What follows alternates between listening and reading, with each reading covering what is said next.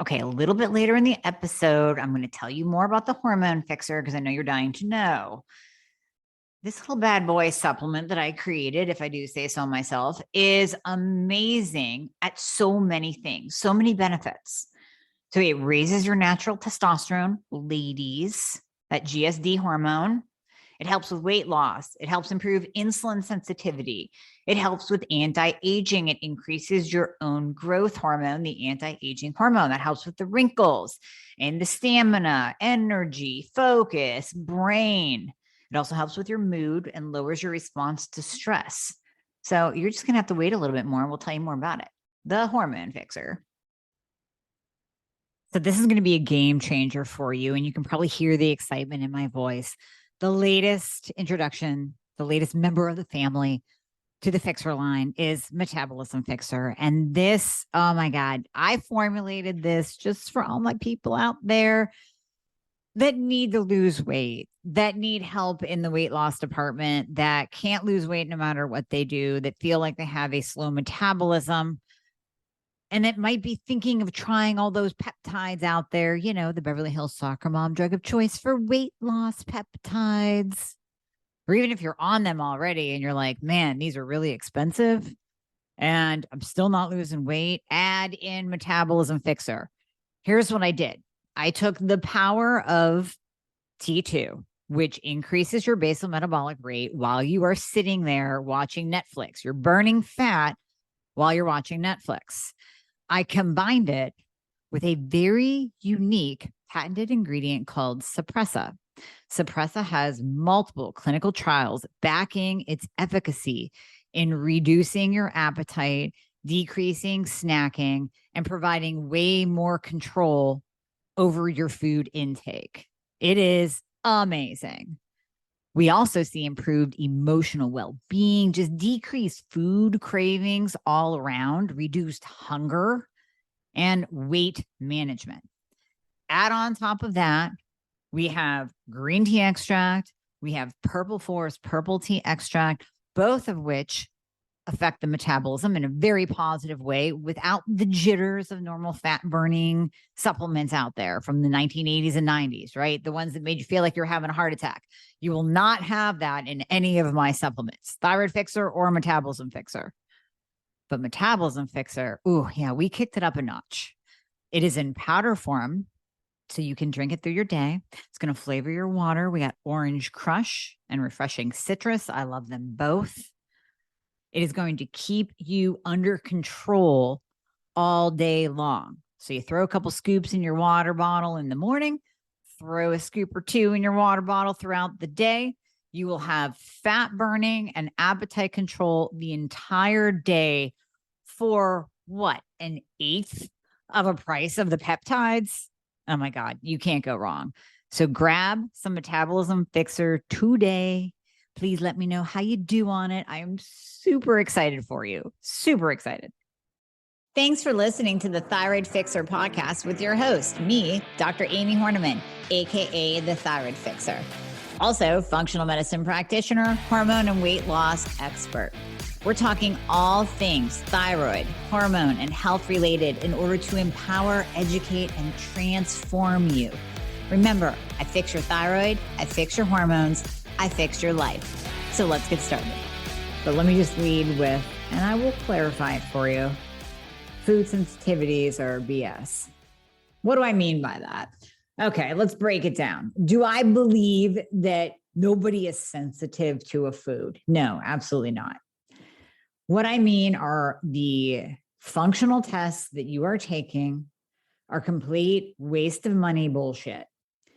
Now, I know a lot of practitioners like to see food sensitivities because when you take a test, you know, okay, 50 to 60% of it is going to pick up on foods that you are eating on a regular basis that can be causing some of your symptoms. Because why would you be taking a food sensitivity test unless you had a bunch of symptoms you're dealing with, right?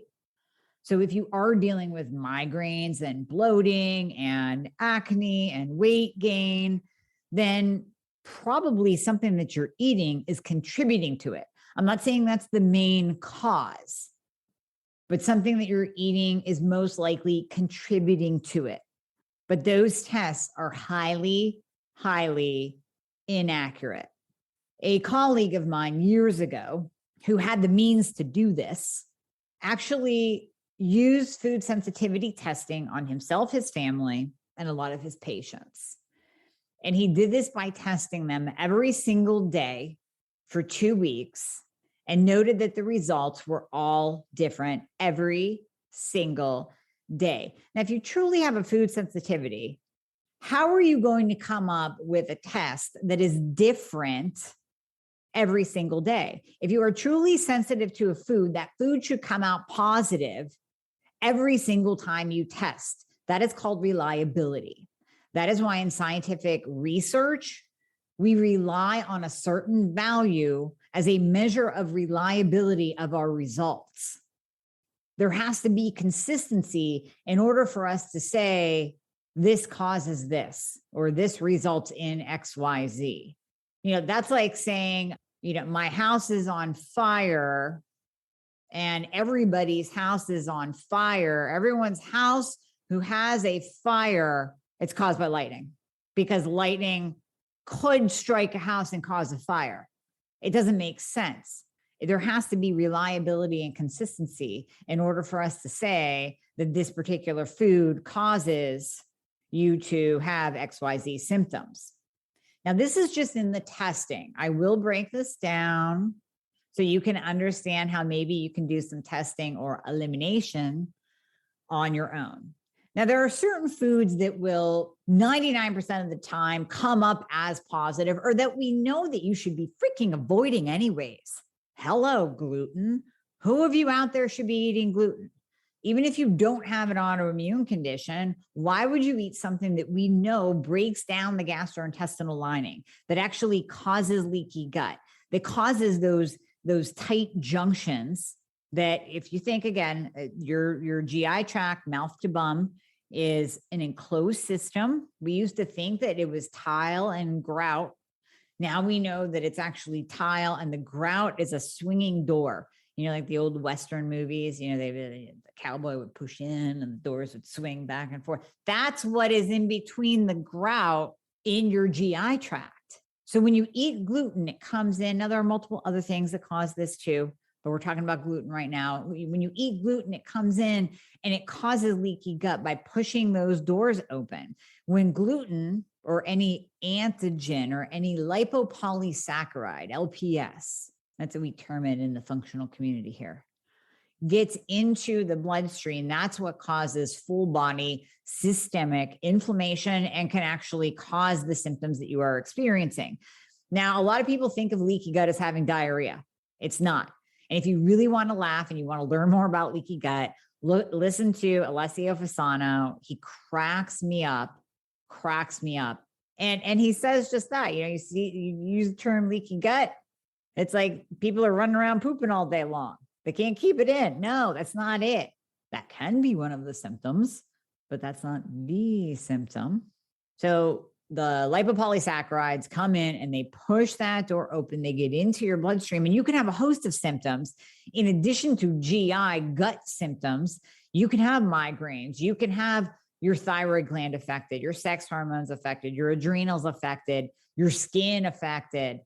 Anything in the body can be affected by inflammation, diabetes, insulin resistance. It's all tied back to inflammation. So why in the world would you want to eat gluten anyway? So you really want to test for it to see if you maybe can eat it.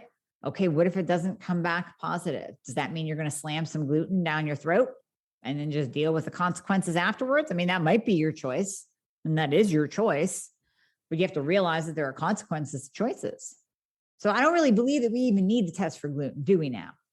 Now, there are the biggies, right? They're the big bad guys out there that we can just rattle off that I don't need to see on paper to tell you to avoid them. Gluten's a big one. Soy's a big one. For those who are very gluten sensitive, celiac, autoimmune, corn is a big one. I know. I just dropped a ball on you. I know. Okay, so let me tell you this story about a very dear friend of mine and my right-hand woman that I can't do without.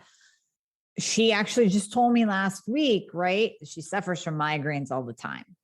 And for those of you in our inner circle, we've discussed this about getting Botox for your migraines. I keep trying to talk her into it, and different migraine medications. And migraines are a big deal. Sometimes they change as our hormones change, and sometimes they just stick around and don't get any better.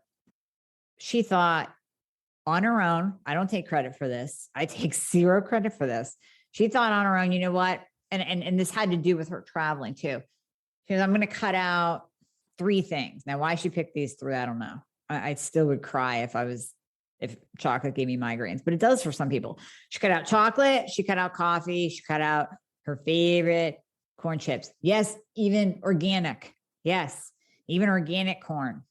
Cut that out. Migraines went away. So now, and this is the perfect example of what I want you to do instead of wasting money on a food sensitivity panel, eliminate, right? So this is your first little inside peek at how to actually test yourself.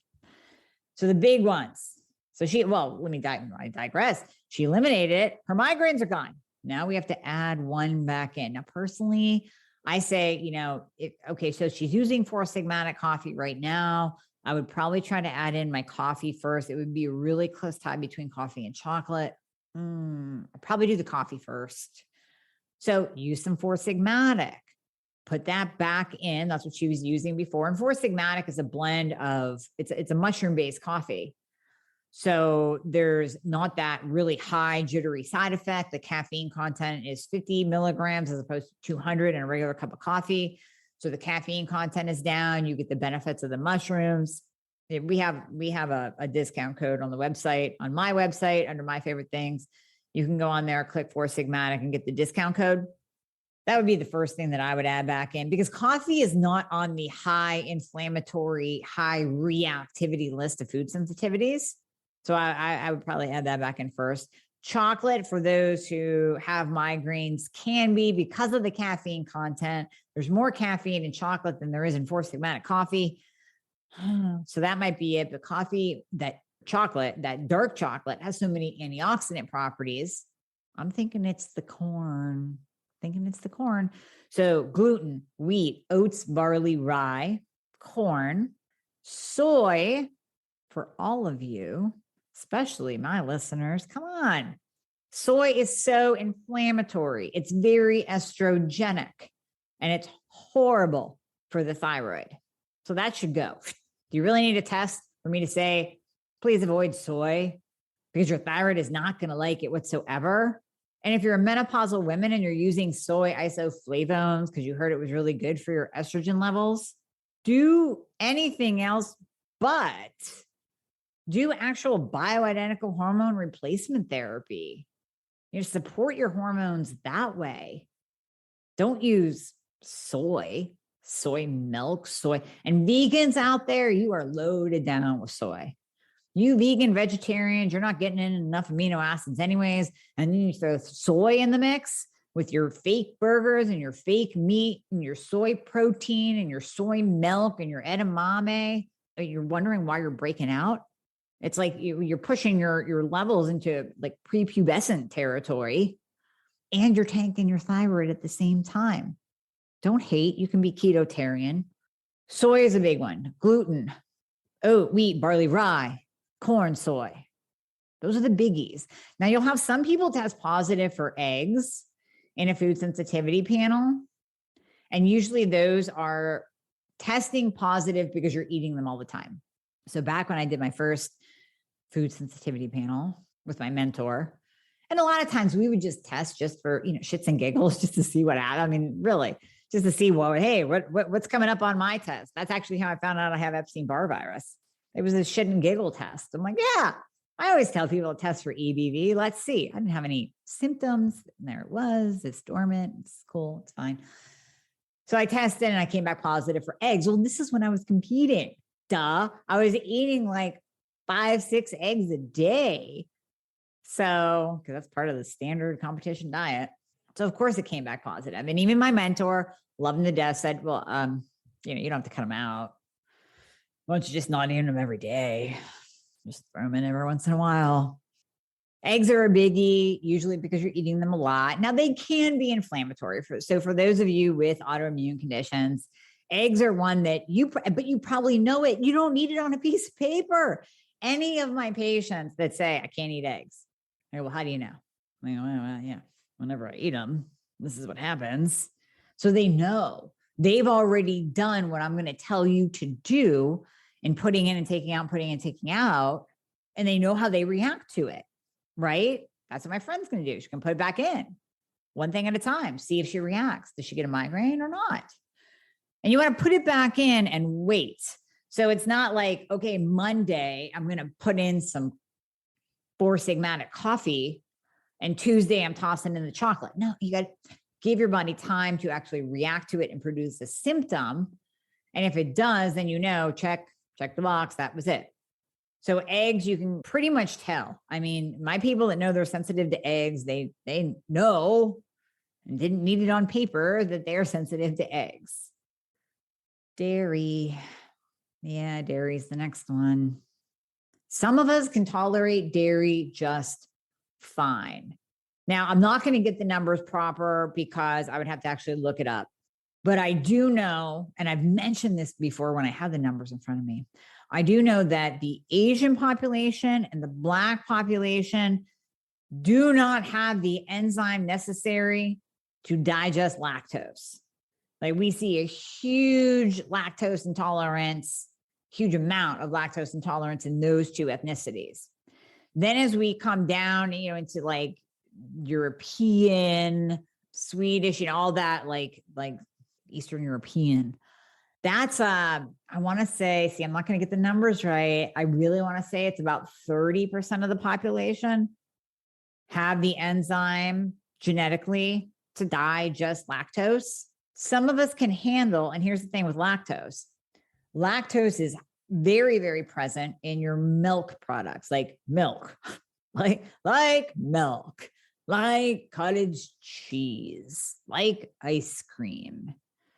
So, when you have a bowl of cereal and you're using the milk and you get all gassy and you start farting for the next 2 hours, that is your body really struggling to digest lactose. Now, if that's your only symptom, you're lucky.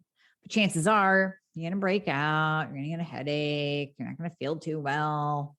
And it might kick up some autoimmune too. Some of you get some autoimmune flares. Like we know gluten, 100%. Autoimmune, no. If you're autoimmune, you should not touch gluten whatsoever. But with dairy, it's like, maybe not. So if you read Dr. Peter Osborne's book, No Grain, No Pain, he talks a ton about corn. He talks a lot about dairy as one of those things that must be cut out in addition to gluten.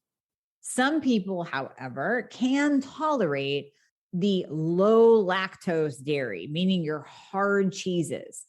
And that's where I would want you to focus on the grass-fed versions, the non-hormonal grass-fed versions of cheese, like Kerrygold cheddar, organic raw milk cheese. And then you can even get into like the sheep cheese and the goat cheese because those don't have the same lactose component that cow-based cheeses do. So sheep and goat are very much closer to human breast milk, meaning that we have those enzymes to digest it. Now, some people will still react to it. I know there's going to be a few listeners out there that's like, oh, no, I can't do that goat cheese. No, or you just might not like it. But most of the time you can use the hard cheddars and then the goat cheeses. Now, when it comes to yogurt, people will argue with me on this. This is going to be trial and error. I saw one study that tested multiple yogurts out on the market. Now, this does not include like the Siggies and the top-notch organic yogurts or even the almond or coconut-based yogurts. This was the true cow milk yogurts, tested them and saw that there's basically no live active cultures whatsoever. So you're not getting that fermentation benefit. So whenever a food is fermented, we naturally digest it better, most of us. With yogurt, you really want those live cultures in there, both for the probiotic benefit and for the digestive component to help you digest that particular form of dairy. Now, and again, I'm not a big yogurt eater, I've been kind of a little bit on a kick on Siggies because I'm trying to increase my protein, and that's one way to do it, in addition to whole body collagen and protein powder, but I tolerate it. I get zero symptoms whatsoever. If you don't tolerate it, don't eat it. Let's use common sense. Use common sense. So when it comes to making, let's say, some keto recipes, and you see something with a block of cream cheese and mozzarella cheese and cheddar cheese on top, might be too much dairy. Might be. But again, I don't need a test to tell me that this dairy F's me up inside, man. Don't want to be around me. Do an elimination. Give it a try. If you really think that you are sensitive to dairy, take it out, totally out, 100% out. I mean out. Cheese, gone, bam, gone. No yogurt, no cheese. You got to watch those keto creamers because those can be cream-based. You got to switch over to the nut-based creamers. Take it out, put it back in one at a time. I would start with the hard cheese because it's very well tolerated. Raw milk hard cheese. Raw dairy is actually more tolerated as well, kind of in the same lines of the fermented. So put in some raw dairy, raw cheese, raw hard cheese, see how you tolerate it. And again, when we add these things back in, it's not do it for 2 days and then give me a bowl of ice cream. It's do it for a week or 2 or 3, usually about 2, and then we see how you react. And if you're not reacting very well, then guess what? That's free advice right there. That's your body giving you some free information that you didn't have to test for with a pretty inaccurate test. So those are the big ones. And then I know you're sitting there going, well, my food sensitivity test said that I was sensitive to almonds. Well, give it a try. If you're cooking or baking with almond flour, take it out. Use something like a tiger nut flour, coconut flour. I know it's not exactly the same. Coconut flour is a bitch to bake with, but take it out. Maybe just don't bake things with almond flour for a while. Put it back in. See how you respond. I know there's this whole thing going on right now with, oh gosh, what are they even called? Whatever almonds have in them, whatever they are. People are like avoiding things if they're in spinach too.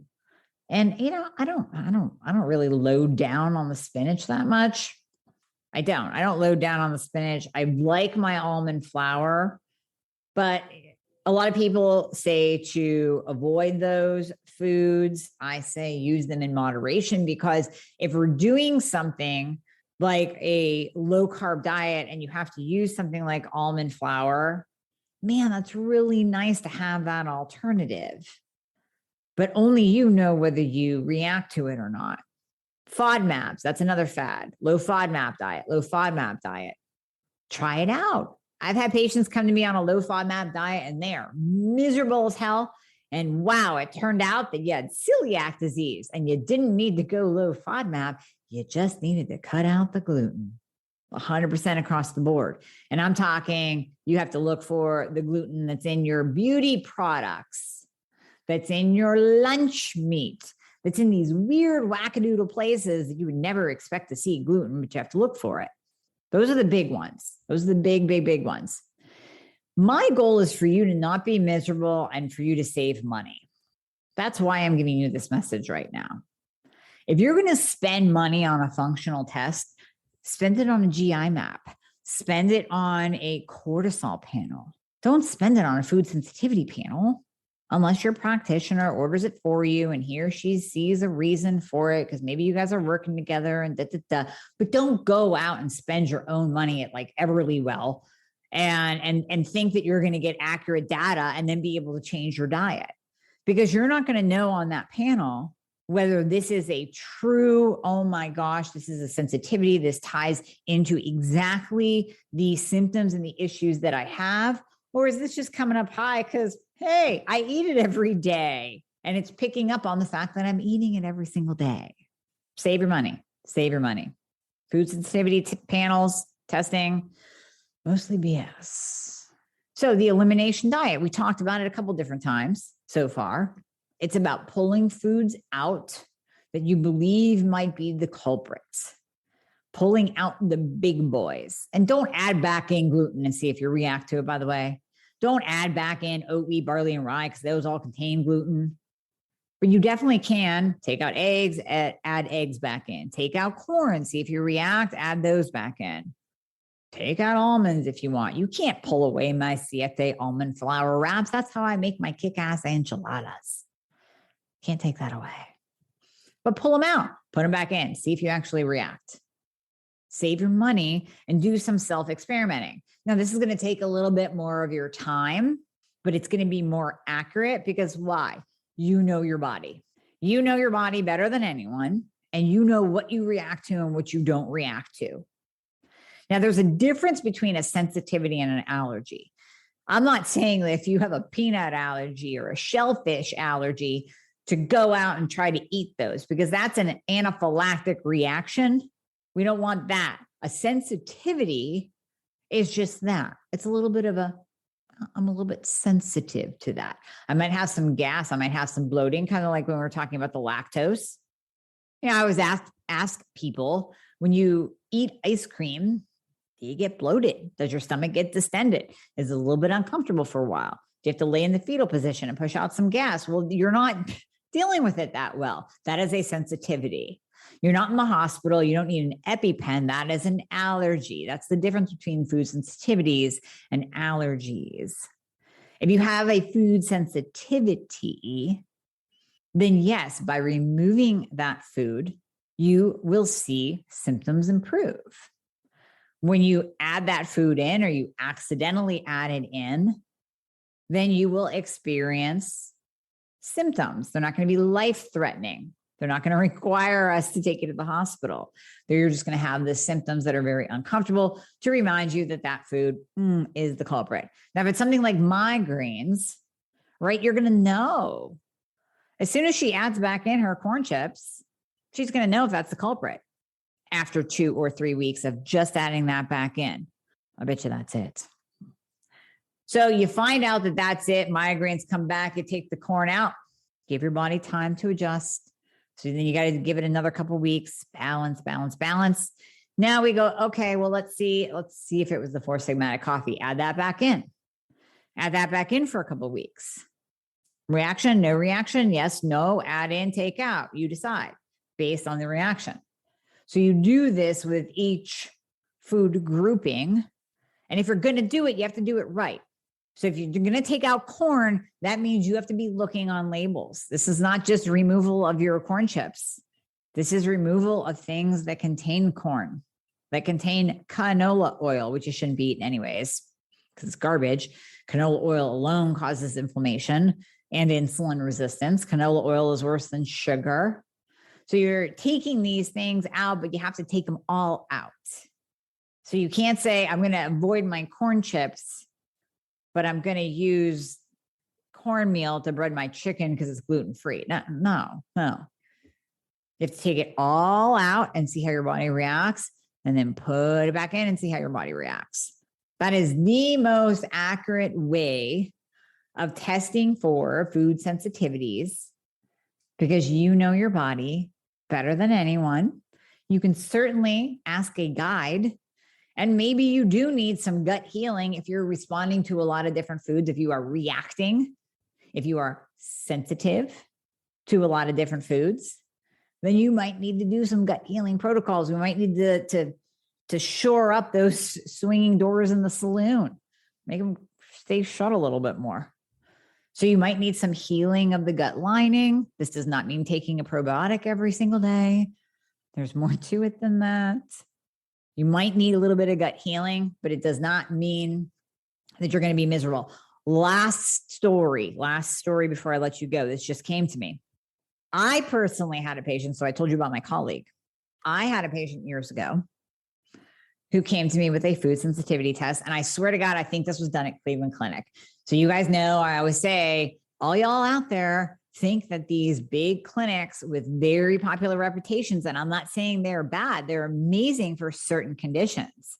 Listen, if I get the big C, I'm going to Moffitt, I'm going to Mayo, Cleveland Clinic. They're great, but people will go there and think that they are the be all end all. So I'm pretty sure that this test was done at Cleveland Clinic Functional Medicine Department. And it was this huge food sensitivity panel. This poor dude was literally marked sensitive to everything. I can't even remember what he wasn't marked sensitive for. He basically came in saying, listen, I can't, what do I eat? I can't eat anything.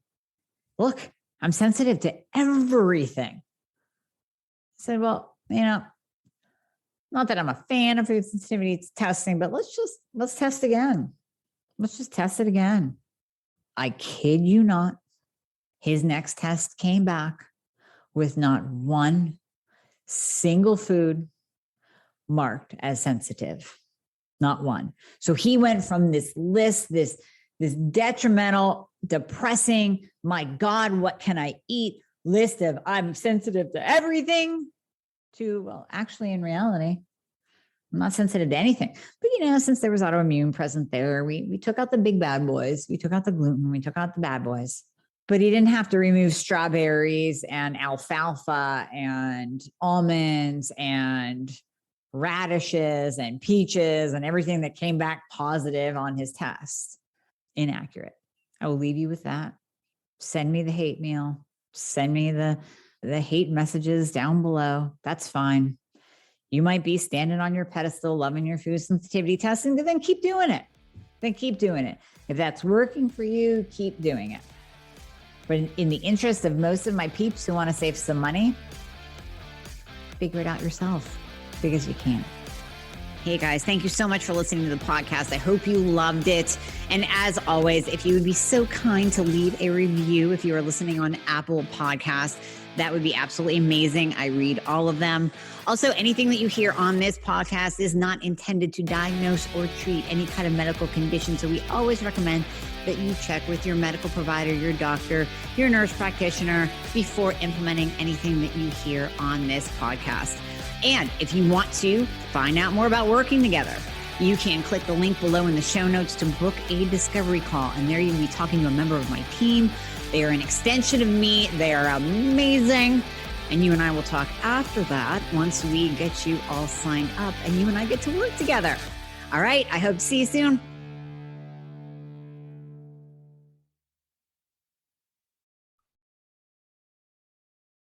So now that you've heard all about the hormone fixer, I'm going to give you a challenge. If you actually listened to this podcast all the way to the end and you're still listening, you can use the code ThyroidFix10, ThyroidFix10, ThyroidFix10 and get 10% off my store.